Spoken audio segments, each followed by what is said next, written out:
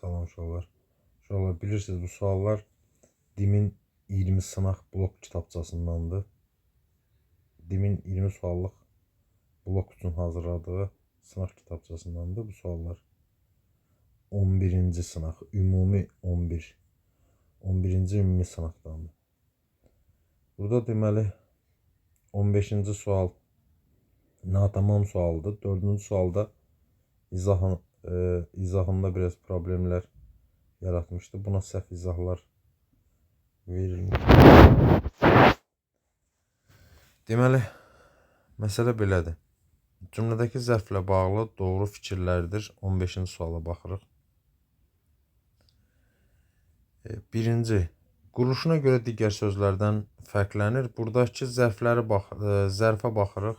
Burada əvvəl zərf deyil, əvvələ aldanmayın. Çünki çıxışlı xaldan sonra gəlib, dandəndən sonra gəlib.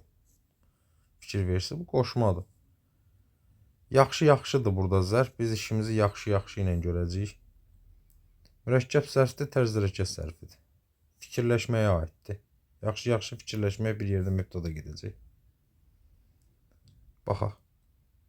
Yaxşı-yaxşı mürəkkəbdir. O biri sözlər isə sadə, düzəltmə, sadə. Dil quruluşuna görə digər sözlərdən fərqlənir. Deməli, bu söz mürəkkəbdir və digər sözlər başqa quruluşdadırlar, ona görə onlardan fərqlənir. Bir doğrudur. Biri götürdük. 2-yə baxırıq. Feilə aid deyil. Xeyr, feilə aiddir. Fikirləşmək feilinə aiddir. Yaxşı-yaxşı fikirləşmək feilinin tərzini bildirir. 2 səhvdir. Bizə doğru fikirlər istəyir bizdən. Nə zaman sualına cavab verir? Xeyr. Necə sualına cavab verir? 3 də səhvdir. Zərflik yerində çıxış edir. Xeyr. Yaxşı-yaxşı fikirləşməyə tabi olub. Fikirləşmək burada məstər tərkibi yaradıb. Bu yaxşı-yaxşı müstəqil cümlə üzvü olmur burada. Fikirləşməyin tərkibinə daxildir və bir yerdə mübtəda yaradırlar. Zərflik yerində çıxış etmir. Bu da səhvdir. Beləliklə cavabımız təkcə 1-dir burada. Ona görə deyirəm 15-ci sual natamam sualdır. Təkcə 1 çıxır cavaba. Keçirik 4-cü suala. 4-cü sual yaxşı sualdır. İzahına baxaq. Sual belədir. Cümlədə işləndiyi zaman sualı fərqlənən feili müəyyən edin. Cümlədə işləndiyi zaman sualı fərqlənən feili müəyyən edin. Baxaq. Burada o biri variantları çıxıram. Əsas 2 variantın üstündə qalacaq. Topla cümlədə də nə et sualına cavab verir. Cümlədə də nə et sualına cavab verir. Özünün də sualı nə etdi. C variantında görüşdü, nə etdi sualına cavab verir. Cümlədə də özü də nə etdi sualına cavab verir.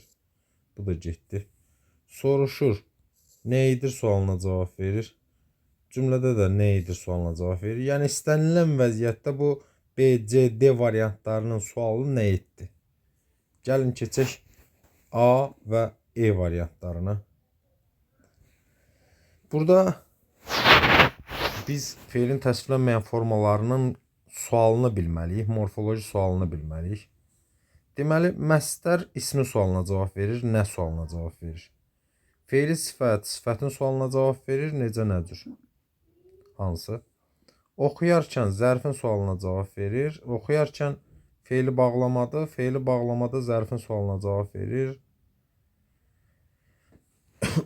Bu da nə vaxt sualına cavab verir. Bunun ikisinin də sualını yazıram qabağına. Nə vaxt? Fikirləşməyə də nə? Bunların ana sualı nədir? Yəni morfoloji sualı nədir də? Öz sualları. Fikirləşmək məstərdir. Məstər nə sualına cavab verir? Oxuyarkən də feili bağlamadı. Feili bağlama nə vaxt sualına cavab verir? Bu da deyir ki, sualın şərtində cümlədə işləndiyi zaman sualı fərqlənən feili müəyyən edin. Bu nə vaxt? Nə vaxt sualı elə cümlədə də nə vaxt olur, özünün də sualı nə vaxt. Oxuyarkən feili bağlaması heç vaxt öz sualına dəyişmir. Yalnız nə vaxt sualına cavab verir. Ona görə E getdi. Bəs A necə dəyişir? A nə sualını fikirləşmək, məstər nə sualına cavab verir. Amma ola bilər ki, cümlədə deməli qoşma ilə işlənər. Nə üçün? Nəyə görə? Aydındır. Fərqli suallar qəbul edə bilər. Bu da deyir ki, cümlədə işləndiyi zaman sualı fərqlənən feili müəyyən edin. Məstər cümlədə işləndikdə öz sualını dəyişə bilir. Nə üçün, nəyə görə kimi suallara cavab verə bilir. Cavabımız ona görə təmiz A variantıdır.